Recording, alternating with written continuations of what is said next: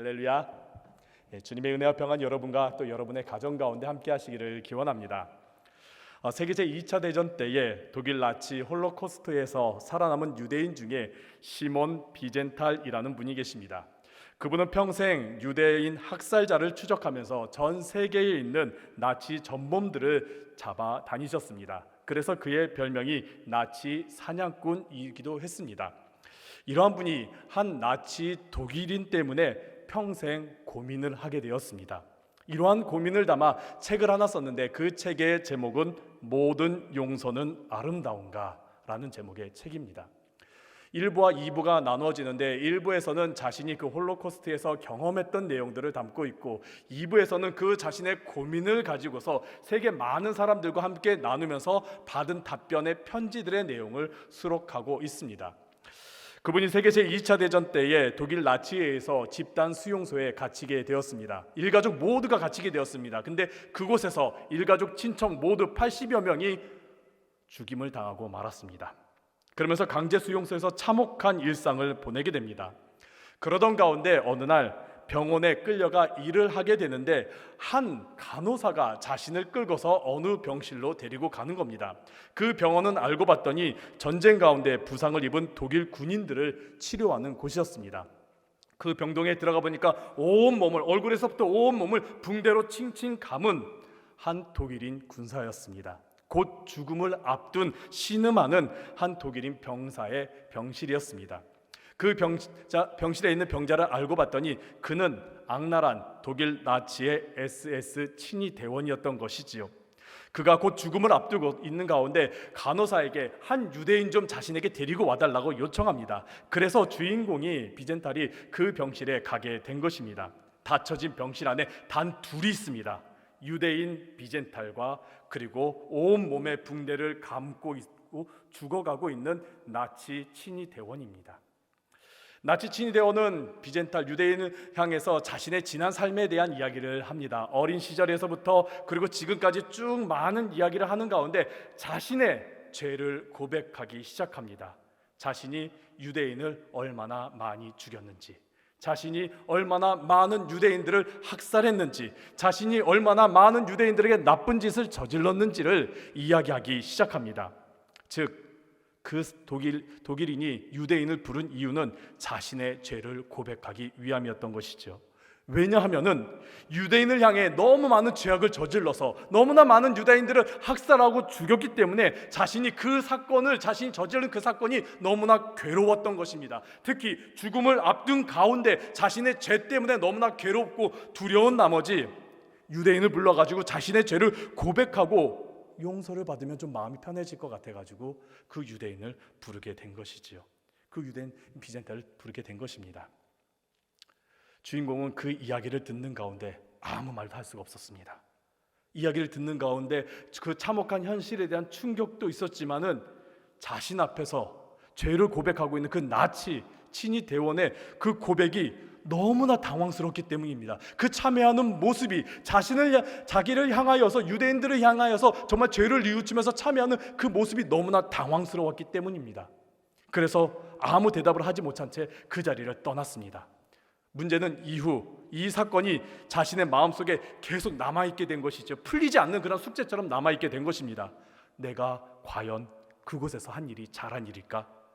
그렇게 죄를 뉘우치고 있는데, 참회하고 있는데 내가 좀 다정한 말, 용서의 말이라도 하면 되지 않았던 거 아닐까? 아니, 내가 그를 용서할 권리나 자격이 있는가? 내가 용서했어야 되는가? 아니면 내가 말았어야 하는가? 전쟁 이후 그가 자유롭게 풀려난 이후에도 그는 이 고민 가운데 사로잡히고 말았습니다. 많은 나치 전범들을 붙잡고서 그들을 재판 과정에 놓았는데 그들 모두가 죄를 뉘우치기는커녕 내가 왜 잡혔을까? 내가 왜 잡혔을까 하는 그런 후회스러운 모습에 주인공은 전에 있던 그 나치 청년이 계속 떠오르게 된 것입니다. 그러면서 자신의 이러한 고민을 많은 사람들에게 나누었고 거기에 대한 많은 답변들을 받아서 책을 쓴 것이 바로 방금 여러분들에게 말한 모든 용서는 아름다운가라는 그런 책입니다. 그러면서 저자는 독자에게 묻습니다. 당신이라면 어떻게 하겠습니까? 라고요. 용서라는 단어, 어느 순간부터 굉장히 어려운 단어고 또 굉장히 멀리 있는 단어처럼 여겨지는 세상 가운데 우리가 살아가고 있습니다. 많은 사람들이 용서를 구하지도 않고 또 용서도 하지도 않는 그러한 세상 가운데 살아가고 있죠. 오히려 복수에 하며 복수에 대해 희열을 느끼는 그러한 세상 가운데 우리가 살아가고 있습니다. 그런데 여러분들, 그러한 복수를 자세히 들여다보면 그 안에서 충분한 복수를 했음에도 불구하고, 충분한 대가를 치렀음에도 불구하고 그 안에 여전히 용서가 없는 것을 발견하실 것입니다. 그렇다고 해서 누군가에게 여러분 당신은 용서해야 됩니다, 당신은 용서해야 됩니다 라고 함부로 말할 수 없습니다. 용서는 누군가에게 강요할 수도 없고 강요해서도 안 되는 것입니다. 용서는 피해자만 할 수가 있습니다. 그리고 그 피해자와 똑같은 피해를 받은 자만이 공감하면서 요청할 수 있는 것이 용서입니다. 그만큼 용서란 굉장히 힘든 것입니다. 쉽게 할 수 없는 굉장히 힘든 부분이 용서이지요. 그렇게 용서하지 않으면, 또 그렇게 용서받지 못한 가운데 살아가면 여러분들 어떠할까요? 내가 용서하지도 못하고 내가 또 용서를 받지도 못한 가운데 살아가면 여러분들 어떻습니까? 여전히 여러분들 마음 가운데 뭔가 풀리지 않는 그런 숙제와 같은, 사슬과 같은 것들이 묶여서 살아가게 됩니다. 상처, 미움, 피해의식, 분노, 혹은 죄책감, 죄의식, 절망, 그런 것 등에 묶여서 살아가게 되는 것이지요. 그래서 과거 남아공의 진실과 화해위원회의 의장으로 있었던 성공의 주교 데즈먼드 투투 주교는 용서 없이 미래는 없다라고 말합니다. 복수는 그저 고립될 뿐이다. 그렇기 때문에 복수만 한다면 그저 발전이 아무것도 없다. 용서 없이 미래가 없다라고 그는 말합니다. 사랑하는 성도 여러분, 여러분에게 있어서 용서를 구해야 하는 사람은 누가 있습니까? 그리고 여러분에게 있어서 용서해야 되는 사람은 누구입니까? 오늘 여러분과 함께 나눌 마태복음 18장에 있는 말씀은 예수님께서 많은 공동체, 그리스도인들 공동체, 또 그리스도인이 이 세상 살아갈 때에 많은 사람들을 만날 때에 어떻게 살아가야 하는지, 어떠한 자세로 살아가야 하는지에 대해서 말씀을 하고 계십니다. 오늘 본문의 18장의 첫 시작은 이렇게 시작합니다. 마태복음 18장 1절입니다. 그때에 제자들이 예수께 나와 이르되 천국에서는 누가 크니이까? 제자들이 묻습니다. 예수님, 천국에서 누가 큰 자입니까? 지금 예수님께는 제자들뿐만 아니라 수많은 무리들이 지금 따르고 있습니다. 근데 그런 수많은 무리들이 어떠한 생각으로 따르고 있느냐? 서로 자신이 높은 곳을 차지하라는 경쟁의식과 이기심 가운데 그들이 다투는 가운데 있었던 것이죠. 그러면서 예수님께 묻습니다. 예수님, 이렇게 많은 사람들이 따르고 있는데 누가 가장 예수님께 인정받는 사람입니까? 누가 첫째 되는 사람입니까? 얼마나 대단한 능력을 갖추어야지만이 첫째가 되는 겁니까? 얼마나 대단한 능력을 가져야지만이, 자격을 갖추어야지만이 그가 첫째가 가장 큰 자가 될 수 있는 겁니까? 근데 예수님께서 이러한 질문에 전혀 예상 밖의 행동을 하시면서 답변을 하시지요. 한 어린아이를 부르십니다. 그러면서 그 사람들 가운데에 그 어린아이를 두고서 말씀하십니다. 우선 어린아이와 같이 되지 않으면 천국에 들어가지 못한다라고, 천국에 들어갈 자격을 먼저 말씀하시죠. 천국에 들어갈 자격, 기본적인 자격은 이렇게 어린아이와 같아야 된다라고 말합니다. 그러면서 천국에서 가장 큰 자는 이렇게 어린아이와 같이 낮추는 자라고 말하고 있습니다. 그런데 여러분, 로마 시대, 고대 시대의 어린아이는 지금의 어린아이의 취급과는 전혀 다른 취급을 받고 있습니다. 지금이야 어린아이들은 귀중하고 존중받지요. 지금 어린아이들은 굉장히 소중한 존재이지요. 하지만 고대 사회의 어린아이들은요, 물건 취급을 당했습니다. 언제든지 사고 팔 수 있는 물건 취급을 당한 게 당시에 있는 어린아이들이었습니다. 그 중에서도 가장 값어치가 낮은, 쓸모가 없는 값을 치르는 대상이 바로 어린아이들이었습니다. 고대 사회의 어린아이들은 쓸모없는 존재 취급을 당했습니다. 힘도 없지요, 능력도 없지요, 필요도 없지요. 그리고 무엇을 할 자격조차, 능력조차 없는 자들이 바로 어린아이들이었습니다. 그래서 많은 부모들이 자신이 부족할 때, 자신이 가난할 때 그 아이를 팔아가지고 돈을 버는 경우도 비일비재했던 게 고대 사회였습니다. 이처럼 어린아이는 당시에 매우 낮은 자였습니다. 능력이 없고 자격이 없는 굉장히 낮은 자들이 어린아이였습니다. 예수님께서는 천국에서 가장 큰 자가 이렇게 어린아이처럼 이렇게 굉장히 낮은 자처럼 낮아져야지만이 천국에서 가장 큰 자라고 말씀하시면서 쭉 이어서 말씀하신 내용이 이렇습니다. 어린아이를 영접해야 된다. 어린아이를 존중해야 된다. 그리고 소자, 이 어린아이를 실족해 하지 말아야 된다. 그 어린아이, 그 작은 자를 그들의 몸과 마음과 영혼에 상처를 주면 안 된다. 그리고 그들을 함부로 대해서도 안 되고 또 그들을 외면해서도 않고 잃어버려줘도 안 된다. 그들을 찾아야 된다라고 말하면서 쭉 오늘 본문 바로 윗구절까지 이 말씀을 하십니다. 어린아이와 같이 낮은 자, 나보다 연약하고 부족한 자, 내가 외면했고 또 무시하고 관심을 않는 자, 그러한 자들에게 죄짓지 말라라는 겁니다. 가해자가 되지 말라라는 겁니다. 오늘 본문 앞부분에선 예수님께서는 우리에게 가해자가 되지 말라라고 말씀하시면서 오늘 본문으로 이어가시면서 너희가 피해자가 되었을 때 용서하라라고 말씀하고 계십니다. 그러면서 오늘 본문에서부터 쭉 끝까지 18장 마지막 절까지 용서에 대한 말씀을 하십니다. 우선 성경에서 죄를 지은 것은 하나님께 대한 죄를 지은 것을 주로 말하고 있습니다. 즉 우리의 죄를 말하고 있을 때는 대부분은 하나님께 죄를 지은 것을 이야기하고 있는 것이죠. 그래서 용서받는다, 죄사함 받는다라는 것은 어떤 거냐? 바로 하나님께 죄사함을 받는다, 하나님께 용서받는다라는 것을 의미합니다. 죄와 용서는 기본적으로 많은 부분이 바로 하나님과의 관계 속에서 이루어지고 있음을 말하고 있습니다. 예수님께서 십자가에 달려서 우리를 구원하신 것, 우리의 죄를 사하여 주신 것은 대부분 모두가 다 하나님과 우리와의 관계 가운데 이루어진 내용입니다. 그래서 우리 그리스도인들이 죄를 고백하는 것은 하나님께 지은 죄를 고백하는 것이고, 또 우리 그리스도인들이 죄에 대해서 우리가 용서함을 받는 것은 하나님께 대하여 용서함을 받는 것을 주로 말하고 있습니다. 그렇다고 한다면 우리는 여기서 한 가지 의문이 떠오르게 되죠. 이웃을 향해 지은 죄는 도대체 어떻게 되는 것인가 라는 것이죠. 우선 유대인들은 구약을 기초로 하여서 쓴 탈무드에 대속죄일에 관한 내용 중에 이러한 내용이 있습니다. 대속죄일은 모든 죄를 용서받는 유대인들에게 있어서 굉장히 큰 날입니다. 그런데 그날에 이러한 말을 합니다. 하나님께 지은 죄는 하나님이 사해 주지만 이웃과의 죄는 이웃의 허락을 받기 전까지, 이웃에게 용서를 받기 전까지 죄를 사하여 주지 않는다라고 말합니다. 이러한 기본적인 것을 가진 유대인들은 대속죄일이 될 때쯤 되면은 막 사람들을 찾아다닙니다. 어떻게 하냐고? 그들에게 용서를 받기 위해서 사람들을 찾아다닙니다. 용서를 받아야지만이 내가 하나님께 용서받을 수 있다라고 그들이 생각하고 있기 때문에 그들은 대속죄일에 가까우게 되면은 하나님께 용서받기 위해서 많은 사람들을 찾아 용서를 구하는 일을 합니다. 그래서 유대인들에게 있어서 살인은 굉장히 큰 죄입니다. 용서받을 수 없는 죄입니다. 왜냐하면은 살인을 했을 때 용서해줄 그 사람이 없기 때문인 것이죠. 더 이상 용서받을 수 없기 때문입니다. 그래서 구약에 있는 많은 말씀들을 보면은 이웃에게 죄를 지은 경우는 그 이웃에게 지은 죄는 결국에 하나님께 지은 죄도 마찬가지로 연결이 되지만은 먼저 이웃에게 죄를 고백하고 이웃에게 용서를 받아야 하는 것을 성경에서 말하고 있습니다. 그리고 나서 하나님께 가서 용서를 구했을 때, 죄를 고백했을 때 하나님께서 사해 주심을 말씀하고 있습니다. 그런데 오늘 본문에서는 그런 과정을 말씀하지 않고 그저 용서하라라고 말씀하고 계십니다. 용서받으려고 노력하라 그런 내용이 담긴 게 아니고요, 오늘 본문은 용서하라라는 그런 내용들이 담겨져 있습니다. 왜 그럴까요? 왜 그렇게 말씀하신 걸까요?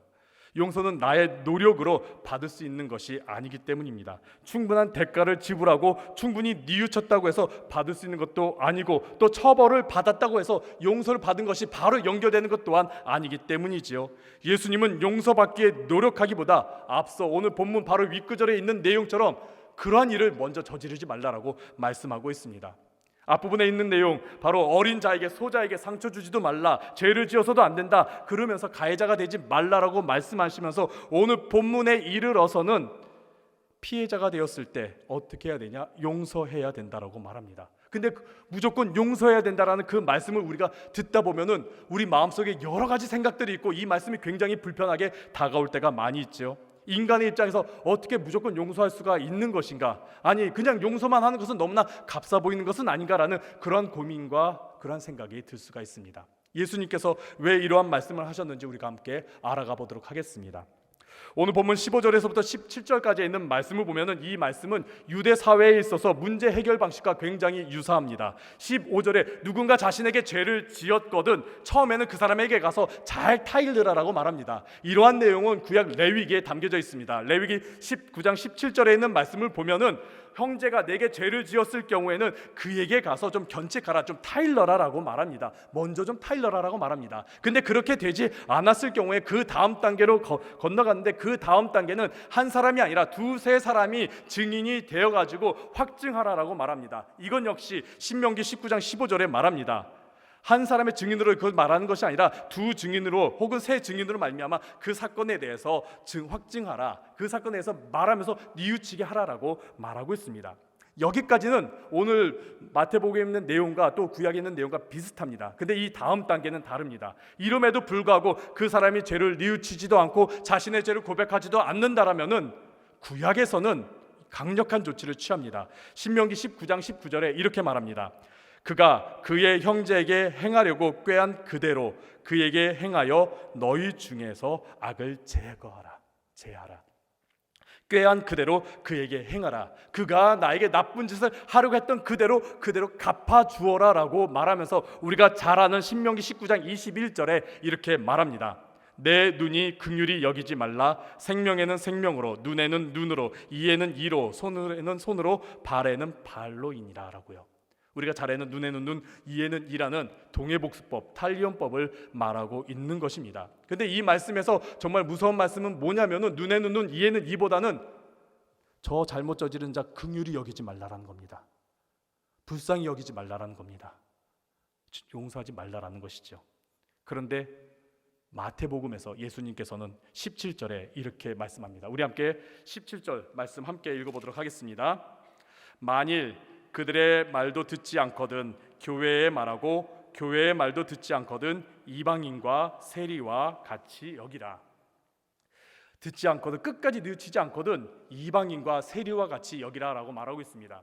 이방인과 세리와 같이 여기라. 만약에 이 말씀을 예수님께서 하시지 않고 유대 공동체에서 이 말씀이 있었다라고 한다면은 간단합니다. 그러한 사람들 출교시키라라는 겁니다. 당시 유대인들은 이방인과 또 세리들을 사람 취급하지 않았기 때문에, 같이 함께하지 않았기 때문에 그러한 자들이 있다? 그럼 사람 취급하지 말아라, 출교시켜라라고 하는 것과 다름이 없습니다. 근데 예수님께서 말씀하시면 전혀 다릅니다. 예수님께서는 세리와 어떻게 하셨습니까? 함께 하셨습니다. 그들과 함께 식사를 하셨습니다. 그들과 함께 어울리셨습니다. 이방인들 어떻게 하셨습니까? 그들에게 복음을 전하고 그들과 함께 하신 장면이 곳곳에서 나타나고 있습니다. 예수님께서는 세리와 이방인을 외면하지 않으셨습니다. 오히려 그들을 어떻게 하셨습니까? 잃어버린 자, 잃어버린 양처럼 여기셨지요.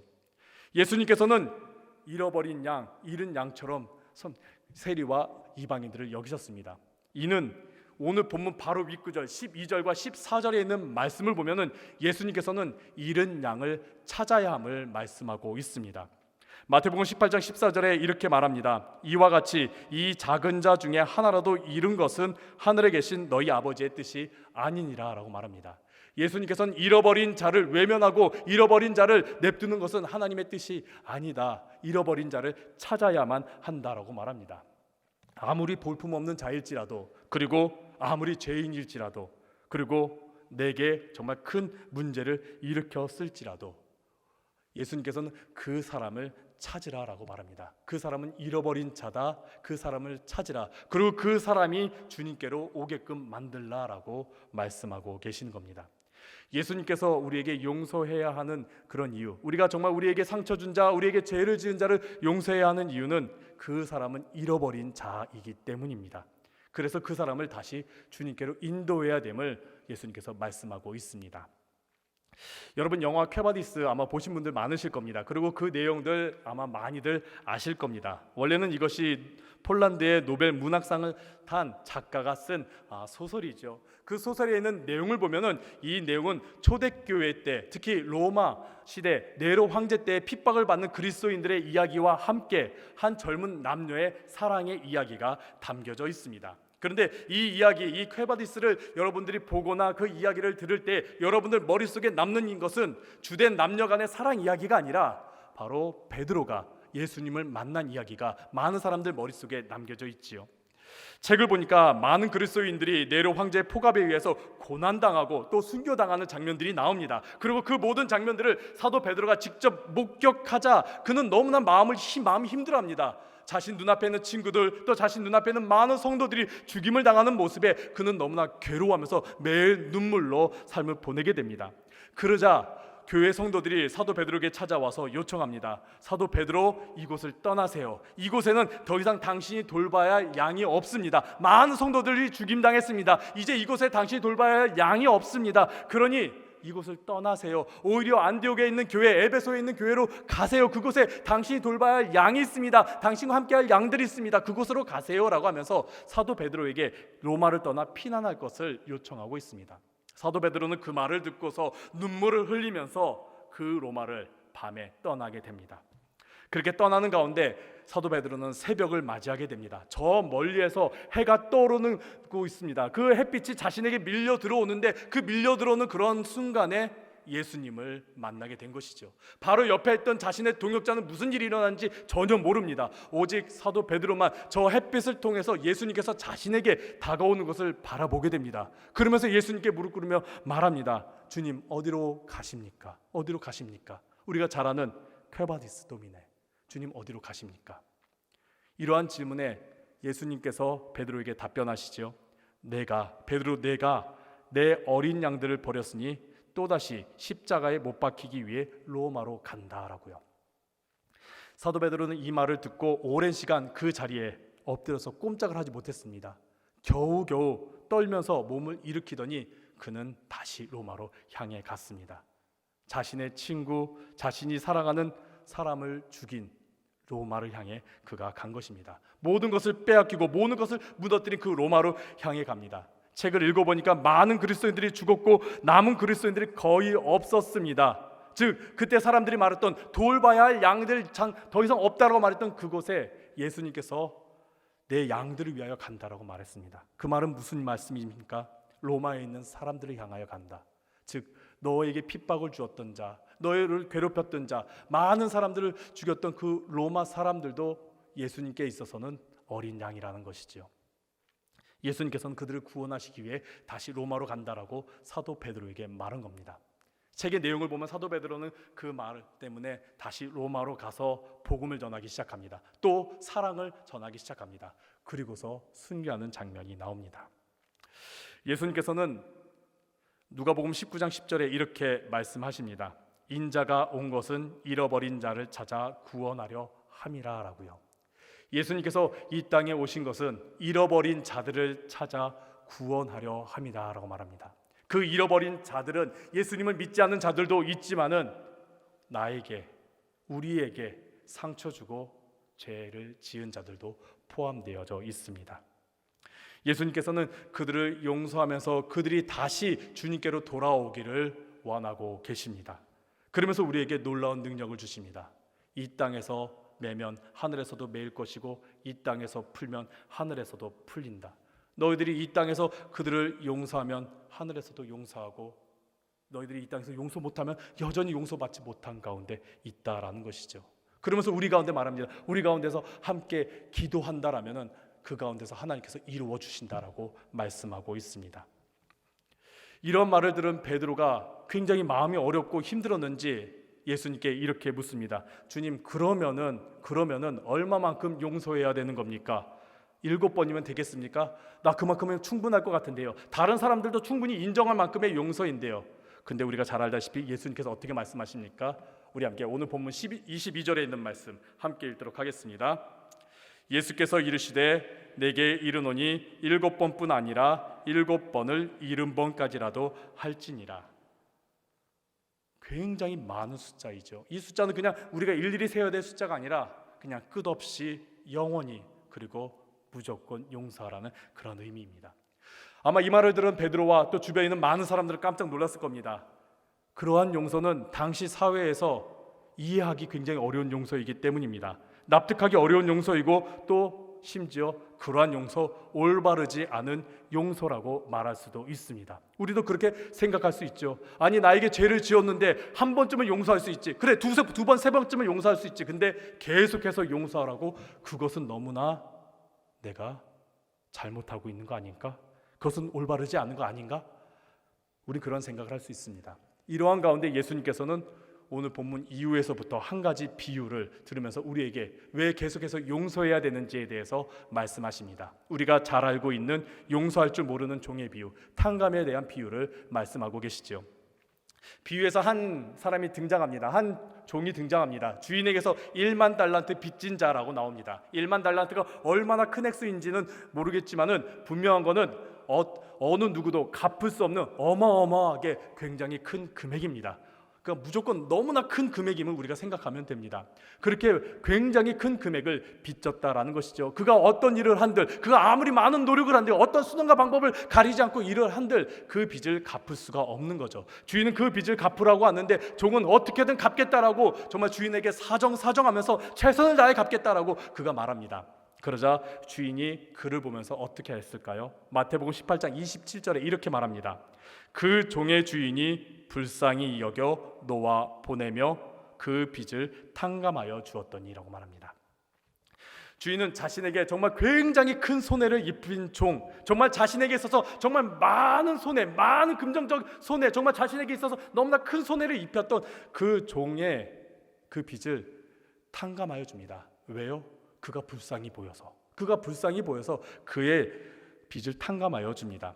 이것을 자세히 보면은요, 주인은 지금 계산하고 있지 않습니다. 어떻게 해야지 그 빚을 갚을 수 있을지, 내게 정말 다시금 내 손해를 내가 충당할 수 있을지, 내가 이 손해에 대해서 어떻게 해결할 수 있을지 그러한 것 나타내지 않고 그저 그 종을 불쌍히 여기면서 모든 것을 다 탕감하여 줍니다. 즉 용서해 주는 모습을 보게 됩니다.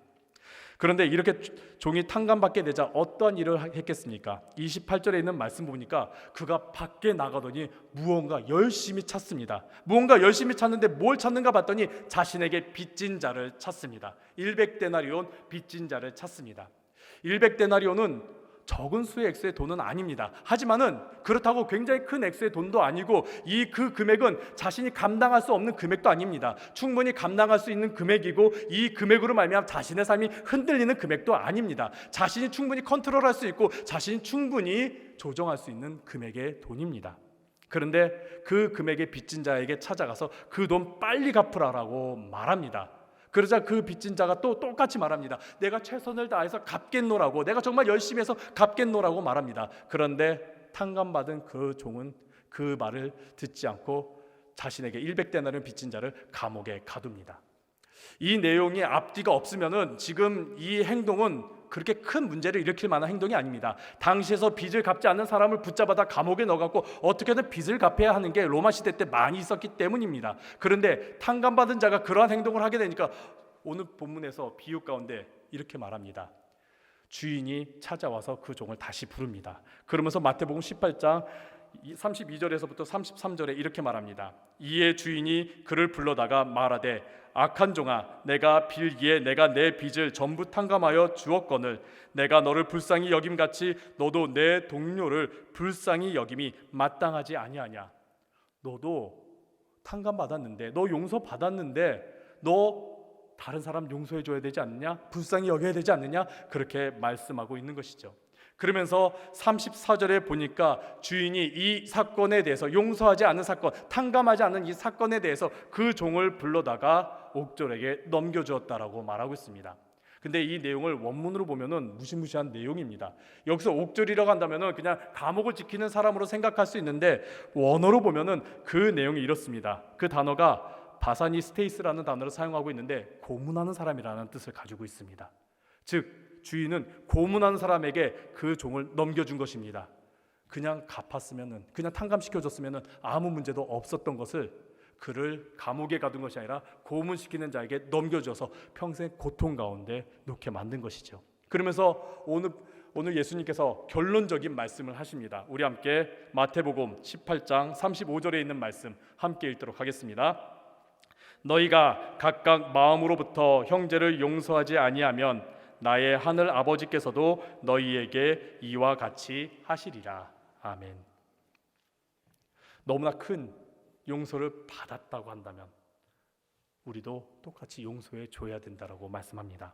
너무나 큰 용서를 받은 우리가 나에게 잘못한 형제, 자매에게 용서하지 않으면은 우리가 받은 그 용서가 헛되다라고 말씀하고 있는 것이죠. 근데 이것을 더 깊이 우리가 묵상하면은 우리는 굉장히 큰 용서의 은혜를 받았음을 우리가 발견하게 됩니다. 우리는 정말 큰 용서의 은혜를 받았기 때문에 우리는 우리에게 상처 입힌 자들, 또 나에게 죄를 지은 자들을 용서할 수 있는 능력을 가지게 된다라는 겁니다. 특히 이 비유에서 정말 중요하게 봐야 될 점은 바로 상대방을 불쌍히 여기는 마음입니다. 나에게 상처 입힌 자, 나에게 죄 지은 자, 나를 정말 힘들게 하는 자를 불쌍히 여겨야 한다는 것이죠. 근데 이것을 세상의 기준으로 보면 맞지 않는 내용이지 않습니까? 세상의 기준으로 본다면 피해 입은 자가 불쌍해야지요, 손해본 자가 불쌍해야지요, 상처 입은 자가 불쌍해야지요. 근데 예수님께서는 내게 상처 입힌 자를 불쌍히 여기라라고, 내게 죄 지은 자를 불쌍히 여기라라고, 내게 손해 입힌 자를 불쌍히 여기라라고 말하고 있습니다. 세상의 기준으로 볼 때는 정말 이해를 하지 못하는 기준이지만은 우리가 예수님을 바라볼 때는 다르죠. 왜요? 우리는 예수님을 바라볼 때 예수님의 십자가를 통해서 우리가 너무나 큰 용서를 받은 자이기 때문입니다.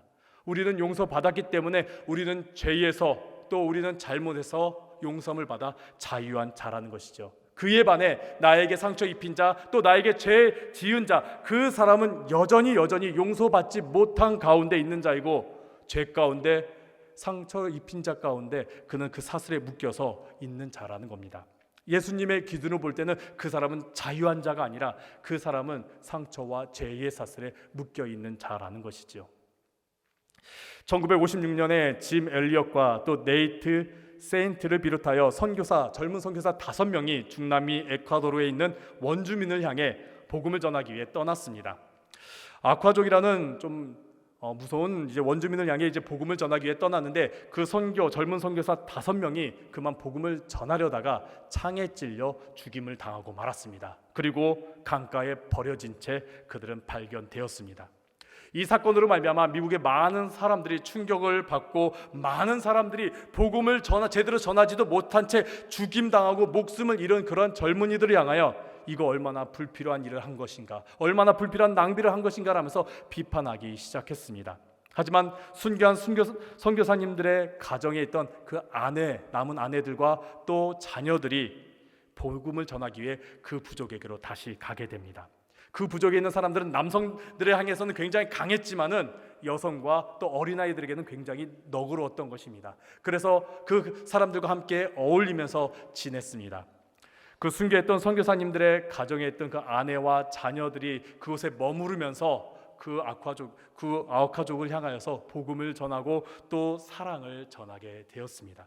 그러는 가운데 그곳에 있던 아우카족 사람들 90%가 예수님을 영접하였고, 또 그 가운데 4명은 목사님이 되셨습니다. 용서를 통해서 수많은 잃어버린 영혼들이 주님을 만나게 되고 구원을 받게 된 것이었지요. 이러한 이야기가 순교한 짐 엘리엇의 아내 엘리자베스 엘리엇의 책 영광의 문과 전능자의 그들을 통해서 많이 알려졌고, 우리들에게는 창끝이라는 영화를 통해서 많이 알려지게 되었습니다. 그때 순교했던 네이트 세인트의 아들 스티브 세인트 선교사님이 예전에 한국에 방문하셔가지고 많은 목사님들과 많은 사람들을 만나가지고 이 이야기를 전했습니다. 그러한 가운데 그 많은 이야기들 중에서 굉장히 인상 깊었던 내용이 하나가 있습니다. 그분이 이렇게 말합니다. 많은 사람들은 당연히 제가 원주민들에게 세례를 베풀었다라고 생각합니다. 하지만 그렇지 않습니다. 오히려 그 아우카족 사람이 제게 세례를 베풀었습니다라고요. 내용을 자세히 보니까 자신이 14살 때 어머니가 그 아우카족에 거주하는 곳으로 가서 자신을 그곳에서 세례받게 했다라는 겁니다. 그곳에서 회심한 목사님을 통해서 자신이 세례를 받게 했다라는 것이죠. 그 목사님을 모셔다가 자신에게 세례를 베풀어 달라고 요청했다라는 겁니다. 그래서 그 선교사님은 그 어린 시절에 그곳 강가에서 세례를 받았다라고 합니다. 그런데 그 강가가 어느 강가냐? 아버지가 순교했던 강가였습니다. 그리고 자신에게 세례를 베풀었던 목사님은 누구였느냐? 자신의 아버지를 직접 찔러 죽였던 그 아우카족 사람이었던 것입니다. 그러면서 그는 말합니다. 상처받은 사람은 상처를 주지만 용서받은 사람은 용서를 줍니다. 그리고 그 용서가 매일 사람을 죽이던 아우카족 사람들을 살리고 용서하는 사람으로 변화시키며 그 공동체를 살렸습니다. 복수의 악순환, 분노의 악순환, 죄의 악순환에서 그들을 자유케 했습니다라고 말합니다. 분명 누군가 우리에게 상처를 줍니다. 큰 상처를 주기도 하고요, 작은 상처를 주기도 하고요, 어쩔 때는요 감당하지 못할 상처를 주기도 합니다. 그러면서 그러한 자들이 우리에게 다가와서 죄를 뉘우치며 용서를 구하지도 않고 잘 살아가는 모습을 보기도 합니다. 그래서 참 용서하기란 너무 어렵습니다. 그리고 여러분에게 그들을 향해 용서라는 말 제가 쉽게 할 수도 없습니다. 하지만 여러분, 시선을 그들에게 두시지 마시고 주님께 먼저 두시기를 간절히 바랍니다.